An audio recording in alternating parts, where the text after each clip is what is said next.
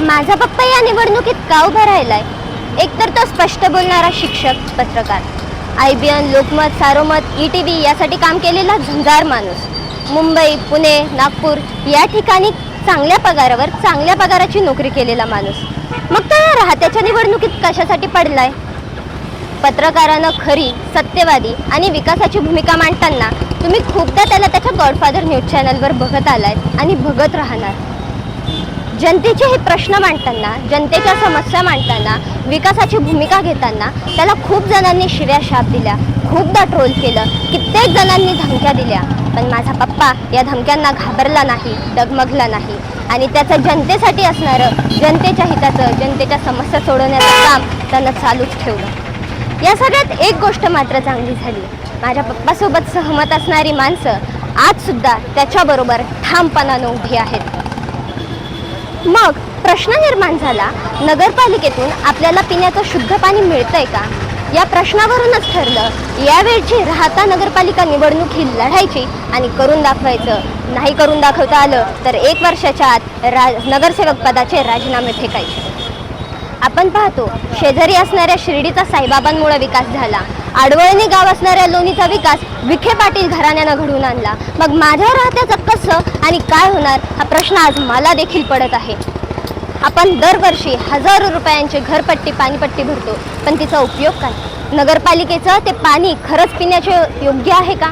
ते पाणी आपल्या आरोग्यासाठी चांगलं आहे का? आपल्याला शुद्ध पिण्याचं पाणी मिळतंय का? म्हणजे एवढ्या वर्षात जर तुम्ही सामान्य राहतेकरांना साधं शुद्ध पिण्याचं पाणी उपलब्ध करून देऊ शकले नाही, मग विकास नेमका कुणाचा आणि कसला झालाय?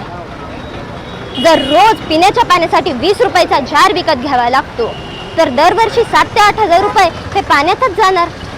कचरा, रस्ते, ड्रेनेज, गटारी, कात नदीचा झालेला नाला या विषयांवर तर मी अजून काय आणि किती बोलू. शेजारी असणाऱ्या शिर्डीचा विकास होतोय, लोणी सुद्धा मागून येऊन पुढे गेलं, पण माझा राहता कधी सुधारणार? माझ्या राहत्याचा विकास कोण आणि कधी घडवणार? खऱ्या अर्थानं जर आज राहत्याचा विकास घडवायचा असेल तर आपल्यातल्या चांगल्या माणसांना पुढाकार घ्यावा लागेल, पुढे यावं लागेल.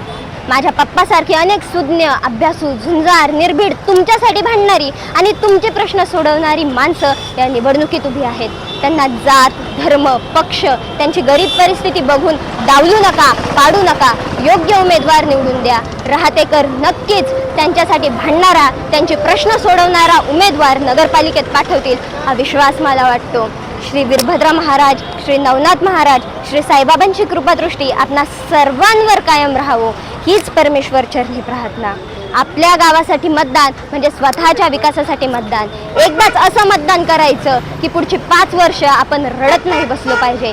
एकदाच असा उमेदवार निवडून द्या जो तुमच्या एका हाकेवर तुमच्यासाठी धावून येईल.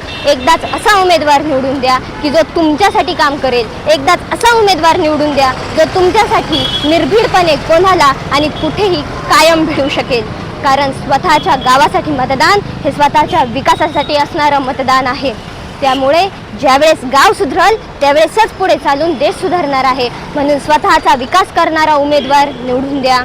माझं राहता, प्रगत राहता, राहतेकर आमचा विश्वासार्थ ठरवतील हा मला विश्वास आहे. धन्यवाद. ओम साईराम.